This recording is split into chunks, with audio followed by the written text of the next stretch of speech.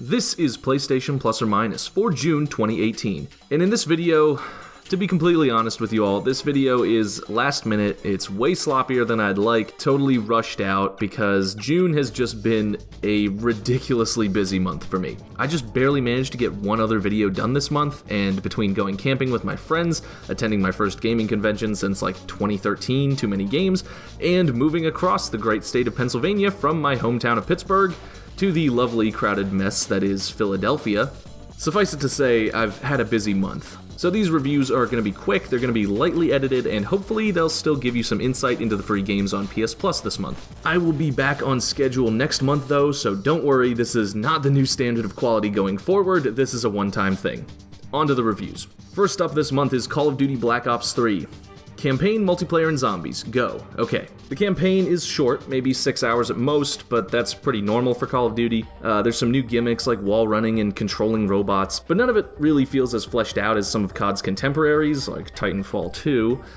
I like the progression system in theory, but with such a short campaign, I feel like there's a lot of wasted effort here in this skill tree that you're realistically not gonna spend much time with. There's a glitch in the very first mission that caused a door to not open, which forced me to restart. Not really a great first impression there. Campaign overall feels like it's pretty much nothing special.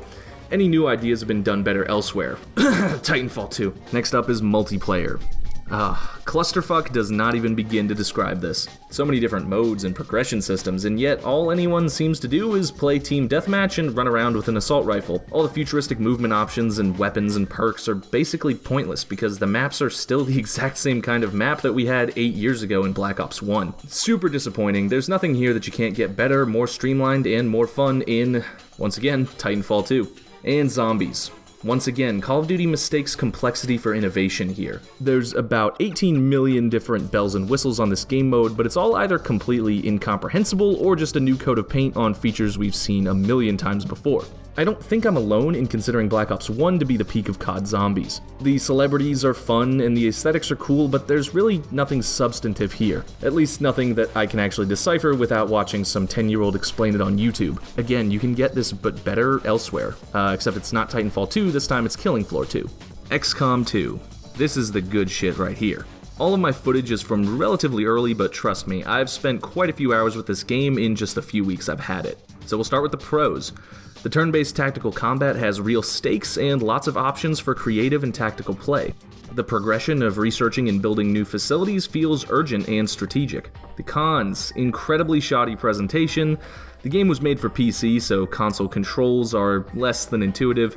There's a serious learning curve that might turn some off, and the story, I don't even really know, because after watching the first few cutscenes, I started skipping all of the story scenes. They were pretty boring, and I felt like I was telling my own story perfectly well just by progressing through the game. A few warnings and tips for people who have never played an XCOM game before, like me. Never use all of a unit's movement in one action. The way Fog of War works in this game is a little odd. Enemies will immediately run for cover when they spot you, whether or not it's even their turn.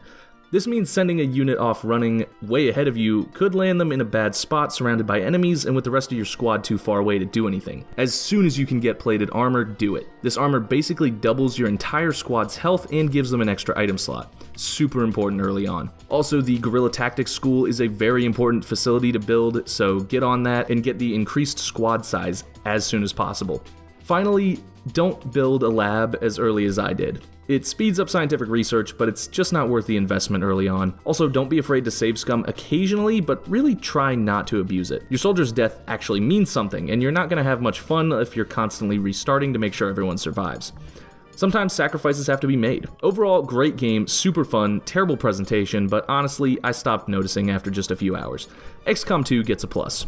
And finally, we have Trials Fusion. It's another Trials game, what did you expect? The gameplay has not changed in the slightest, which I guess is okay since they perfected it back in 2009 with Trials HD. Here's my main gripe. For one, it starts off way too easy for way too long. Like, I get not everyone has played a Trials game before like I have, but the tracks were an absolute cakewalk for like the first 4 worlds.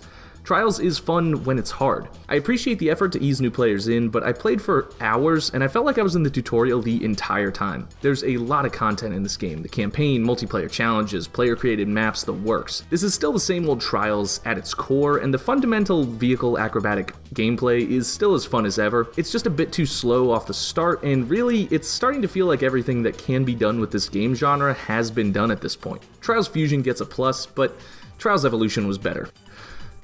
Okay. Wow, if you made it through all that, I really sincerely appreciate it. Like I said, this is not the new standard of quality going forward. This has just been a super hectic month for me. I should be getting back on track very soon. Let me know what you thought of this month's games. Thank you so much for watching, and I'll see you next time.